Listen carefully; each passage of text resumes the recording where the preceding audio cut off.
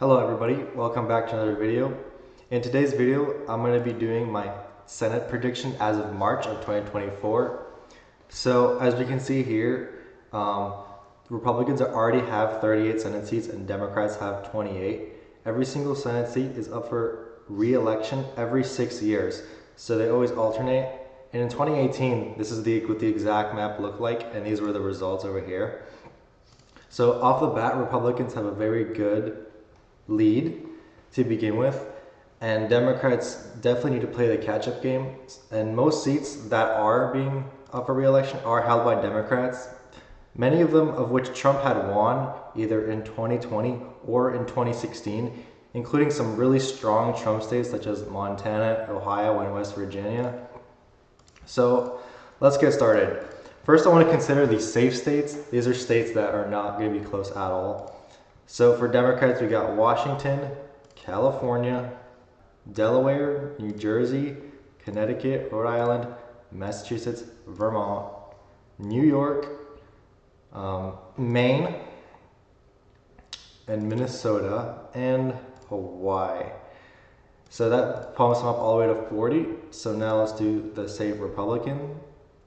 Utah, Wyoming, North Dakota, both of Nebraskas, Missouri, Indiana, Tennessee, Mississippi, and our first flip, West Virginia. The incumbent senator, Democrat Senator Joe Manchin, is not running for re-election, and he was very popular in his own state, and that's why a Democrat was able to win in a state that is like Trump plus 30. But he is retiring and will not run for re-election, so this is an easy pickup for Republicans in our first flip. So now we're going to get into the likely states. These states will be a little bit closer, but still not that close. For the Democrats, we have New Mexico. In 2018, the Democrats have won fairly easily, and I think this time it'll be a bit closer, but I still think they'll win fairly easily in New Mexico.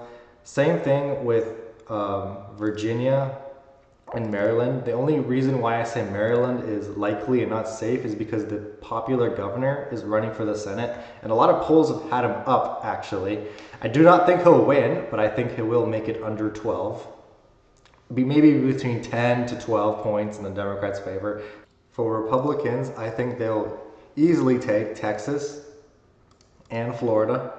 Florida has been shifting very much to the right. Rubio had won his re-election in 2022 by around 16 points, maybe 17. And I think this time around, Ted Cruz will have a lot easier time since Trump will be on the ballot. And since Trump will be on the ballot in all of these states, it'll be very hard for Democrats to be able to do good in states that Trump will easily carry. This including Texas and Florida and a couple others that we'll get to in a bit. So the rest of these I think will be the competitive seats. These will be the seats that will be the closest. Starting with lean Democrat seats.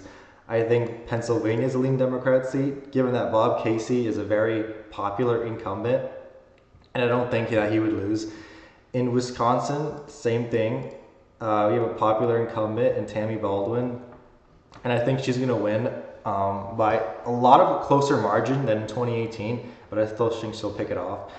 And same thing in Michigan. Michigan right now doesn't have an incumbent since the incumbent is retiring. So it is an open seat, but I think Democrats will slightly pick it off. I had projected Trump to win this state, but I think that Democrats right now have the favor to carry the Senate by a very small amount. Let's get to some lean Republican seats, starting with Montana. Montana is another flip, and back in 2018, John Tester, the incumbent Democrat, had won by around 3 to 4 points against Matt Rosendale. This time around, it's not a blue wave year like in 2018, and Trump is on the ballot. And if you see Trump winning by margins like 17, maybe 18, I think even close to 20 this election, you're not going to see Tester outrunning Trump by over 18 to 20 points. You're not going to see that really happen. You're not going to see that much ticket splitting. I do think Republicans are going to pick it off this time. And same thing with Ohio. Ohio right now is a lean Republican state. Also, so Sherrod Brown had also won in 2018 in a blue wave year by around 6 to 7 points in a state where Trump in 2020 had also won by 8 points. And this is a state that has been trending very heavily to the right over the past 8 years.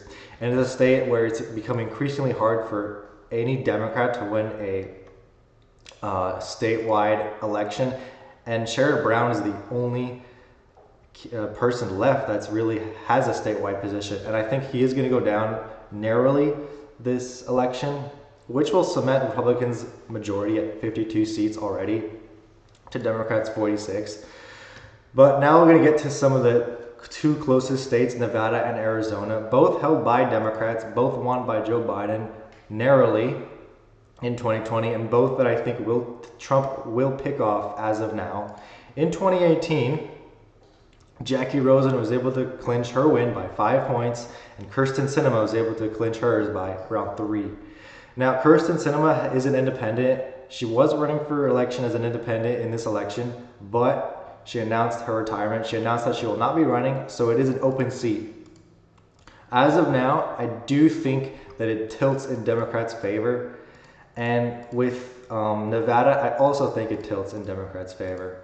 I do not think that Republicans are going to flip Nevada and Arizona as of now. I could be wrong, but I think the incumbency factor in Nevada definitely gives Rosen an opportunity to win. And in Arizona, the Republican candidate, Carrie Lake, had already lost the election for governor 2 years ago. And I just think that right now, she's narrowly going to lose. But we don't have too much polling out of it yet. Same thing with Nevada. We don't have too much polling. The polling that we've had so far have had the Democrats up slightly in each state. So that's what I'm going to go for as of now. And if I get other data that shows me otherwise, then, I might think about it and change my predictions. But for now, I have Republicans at 52, Democrats at 48, Republicans flipping Montana, Ohio, and West Virginia.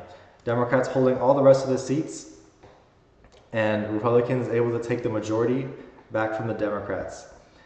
Please subscribe, like, and comment, and share this with a friend. Thank you guys for watching.